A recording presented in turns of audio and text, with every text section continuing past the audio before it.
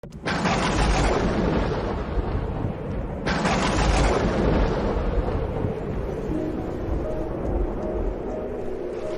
Seigneur soit avec vous. Et avec votre esprit. Évangile de Jésus-Christ selon saint Matthieu. Gloire à toi, Seigneur. Ce jour-là, Jésus était sorti de la maison et il était assis au bord de la mer. Auprès de lui se rassemblèrent des foules si grandes qu'il monta dans une barque où il s'assit. Toute la foule se tenait sur le rivage. Il leur dit beaucoup de choses en parabole. Voici que le semeur sortit pour semer. Comme il semait, des grains sont tombés au bord du chemin et les oiseaux sont venus tout manger. D'autres sont tombés sur le sol pierreux où il n'avait pas beaucoup de terre. Ils ont levé aussitôt parce que la terre était peu profonde. Le soleil s'étant levé, ils ont brûlé et faute de racines, ils ont séché. D'autres sont tombés dans les ronces ont poussé et les ont étouffés. D'autres sont tombés dans la bonne terre et ils ont donné du fruit à raison de 100 ou 60 ou 30 pour un. Celui qui a des oreilles, qu'il entende. Les disciples s'approchèrent de Jésus et lui dirent: Pourquoi leur parles-tu en parabole? Il leur répondit: À vous il est donné de connaître les mystères du royaume des cieux, mais ce n'est pas donné à ceux-là. À celui qui a, on donnera, et il sera dans l'abondance. À celui qui n'a pas, on enlèvera même ce qu'il a. Si je leur parle en parabole, c'est parce qu'ils regardent sans regarder, et ils écoutent sans écouter ni comprendre. Ainsi s'accomplit pour eux la prophétie d'Isaïe. Vous aurez beau écouter, vous ne comprendrez pas. Vous aurez beau regarder, vous ne verrez pas. Le cœur de ce peuple s'est alourdi. Ils sont devenus durs d'oreille. Ils se sont bouchés les yeux, de peur que leurs yeux ne voient, que leurs oreilles n'entendent, que leur cœur ne comprenne, qu'ils ne se convertissent, et moi, je les guérirai. Mais vous, heureux vos yeux puisqu'ils voient, et vos oreilles puisqu'elles entendent. Amen, je vous le dis, beaucoup de prophètes et de justes ont désiré voir ce que vous voyez et ne l'ont pas vu, entendre ce que vous entendez et ne l'ont pas entendu. Vous donc, écoutez ce que veut dire la parabole du semeur. Quand quelqu'un entend la parole du royaume sans la comprendre, le mauvais survient et s'empare de ce qui est semé dans son cœur. Celui-là, c'est le terrain ensemencé au bord du chemin. Celui qui a reçu la semence sur un sol pierreux, c'est celui qui entend la parole et la reçoit aussitôt avec joie, mais il n'a pas de racine en lui. Il est l'homme d'un moment. Quand vient la détresse ou la persécution à cause de la parole, il trébuche aussitôt.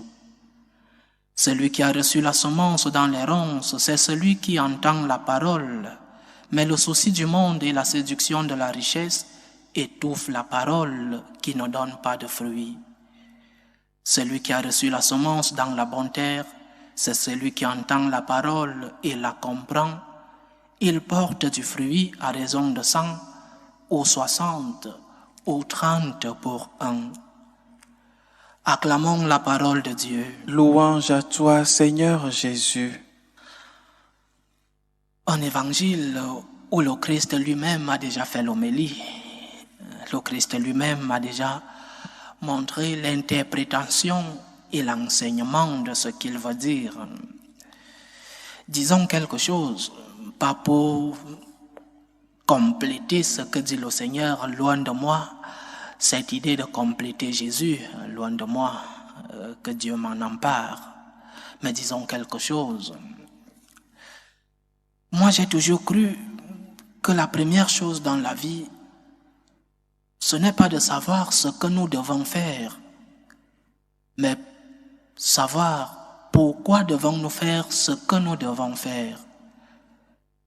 Quelle est la cause de mes actes? Quelle est la motivation que j'ai quand je commets un acte? Pourquoi je fais l'aumône? Pourquoi j'aide ceux qui ont faim? Pourquoi je fais le bien?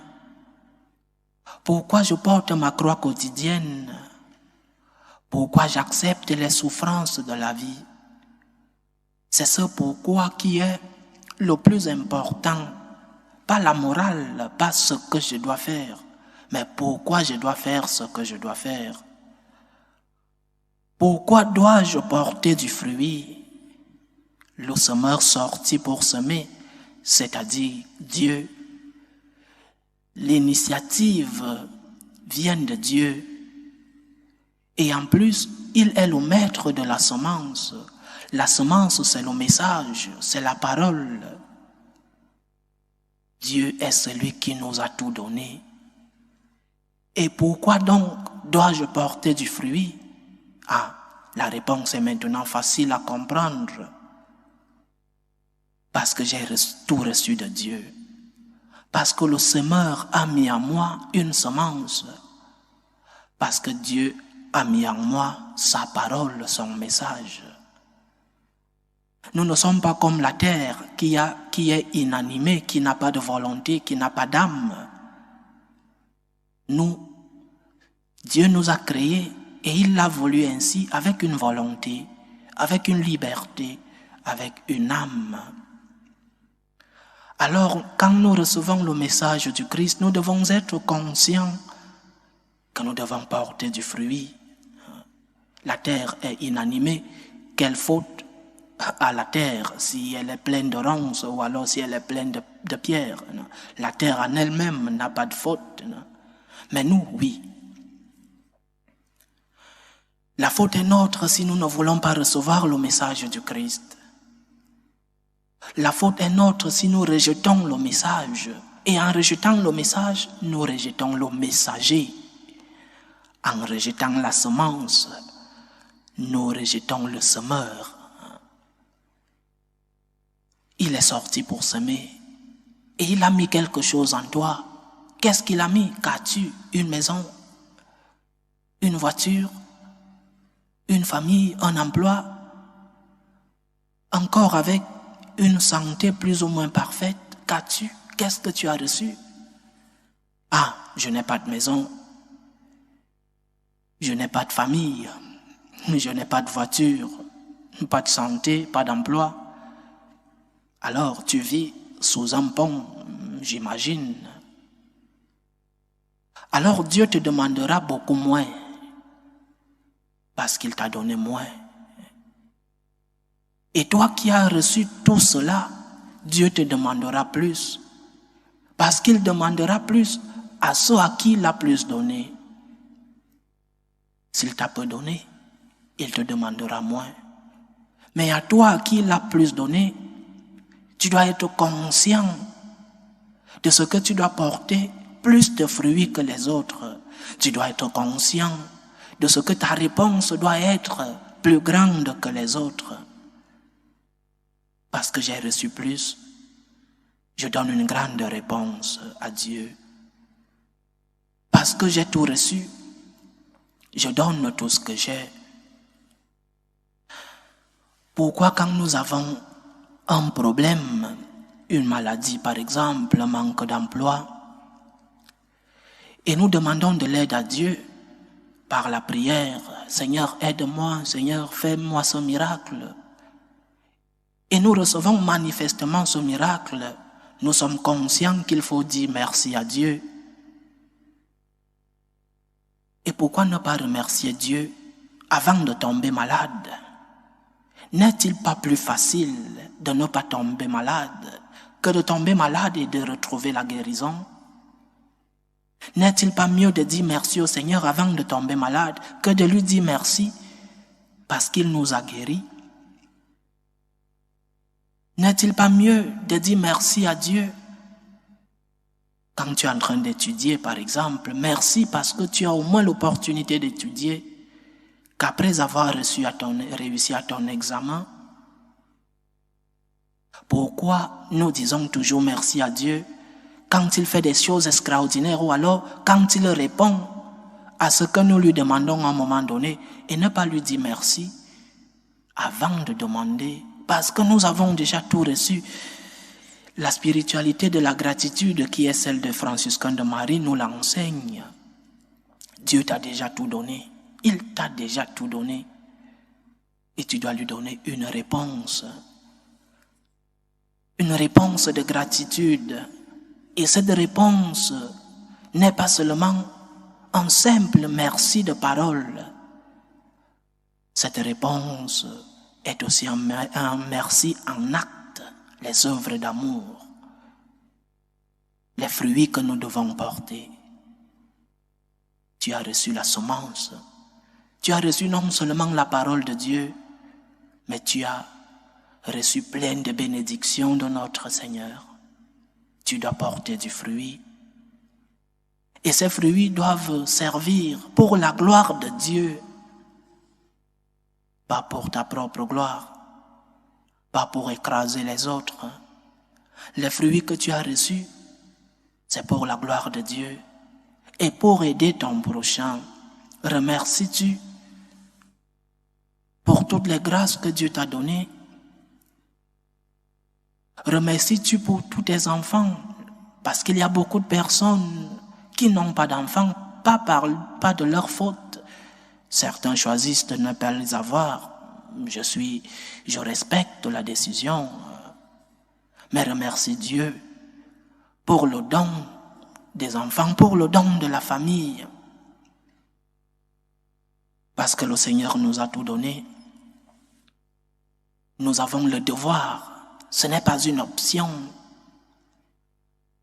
Aimer Dieu et aimer le prochain, pour un chrétien, ce n'est pas une option. Ce n'est pas un choix, c'est un devoir. Parce que Dieu t'a tant aimé, en remerciant Dieu, tu dois l'aimer et aimer les autres. Si nous ne sommes pas conscients de la dette que nous avons envers le Christ, nous ne pourrons pas respecter les normes morales qu'il nous a prescrites, ou alors nous allons les respecter comme une charge. Et nous allons toujours demander des rabais à la confession. Est-ce que ceci est un péché ou alors ceci est un petit péché? Tu arrives en retard à la messe? Non, c'est parce que la justification. Nous demandons toujours des rabais, non seulement dans la vie liturgique, mais aussi dans notre vie morale. Nous sommes en train de mettre des grades au péché. Ceci est moins, l'autre est plus. Non. C'est parce que nous ne sommes pas conscients de la dette que nous avons envers Dieu. Le semeur est sorti semer en toi et tu as reçu cette semence. Tu as un devoir, une réponse à donner à ce semeur. Donne-lui la réponse en mesure, à la mesure de ce que tu as reçu de lui. Tu as reçu de l'amour. Ta réponse doit être d'amour. Que le Seigneur nous aide, nous qui avons reçu tant de bénédictions de lui, qu'il nous aide à être conscients de la dette que nous avons envers lui, qu'il nous aide à pouvoir lui donner la réponse qui correspond à ce que nous avons reçu. Loué soit Jésus-Christ. À jamais.